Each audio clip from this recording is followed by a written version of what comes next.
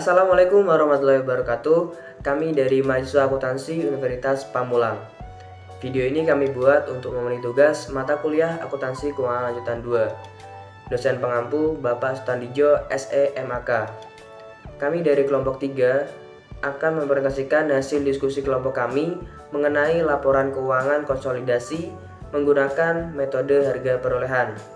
Tapi sebelum lanjut ke video pembahasannya, perkenalkan dulu, nama saya Mutadi dan anggota saya.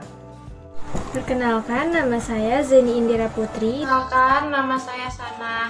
Perkenalkan, nama saya Nabila Tara Alifia. Di sini saya ingin menjelaskan mengenai metode harga perolehan. Metode harga perolehan adalah metode pencatatan investasi yang pada awal perolehan investasi, investor mencatat investasi sebesar biayanya atau historical cost accounting. Dividen atau distributor laba dicatat sebagai penghasilan. Namun apabila dividen yang diterima melebihi bagian investor atas laba investasi, maka dipandang sebagai pemulihan investasi dan dicatat sebagai pengurang investasi. Tujuan metode perolehan yaitu untuk menunjukkan posisi keuangan dan hasil usaha dari berbagai perusahaan afiliasi yang merupakan satu kesatuan. Ciri-ciri metode harga perolehan. Ciri-ciri metode harga perolehan yaitu sebagai berikut. Yang pertama, laba atau rugi yang diperoleh perusahaan anak tidak dilakukan penjurnalan.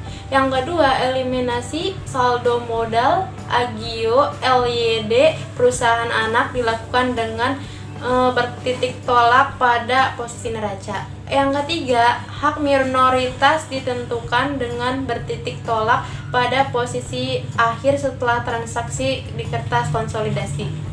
Kondisi pencatatan dalam metode harga perolehan. Yang pertama, perusahaan induk mengakui adanya pendapatan hanya terhadap dividen atas saham yang dibagikan perusahaan anak.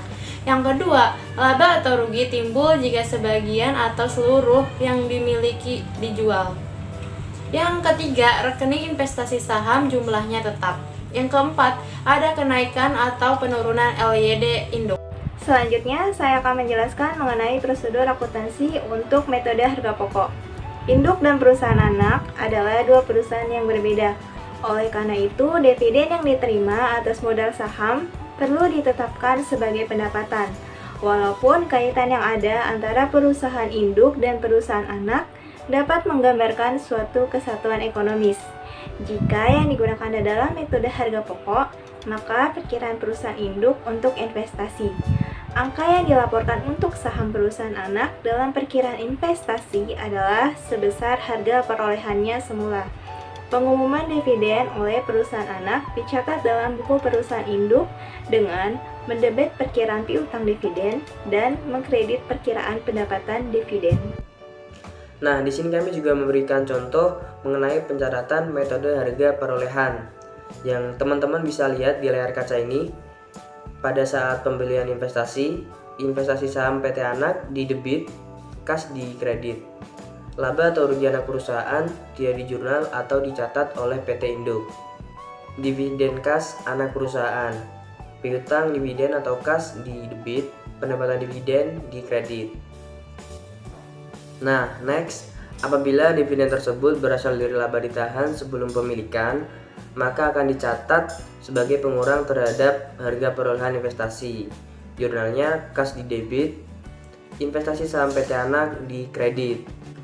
Penyusunan neraca konsolidasi. Eliminasi terhadap rekening investasi dengan saldo modal hak pemegang saham dilakukan dengan bertitik tolak dari posisi pada saat pemilikan saham terjadi. Selisih antara saldo rekening saham dengan bagian pemiliknya atas hak pemegang saham. Itu tadi presentasi dari kelompok kami, kelompok 3, mengenai laporan keuangan konsolidasi menggunakan metode harga perolehan. Semoga video ini bermanfaat buat kita semuanya. Kurang lebihnya mohon maaf. Sekian dan terima kasih. Wassalamualaikum warahmatullahi wabarakatuh.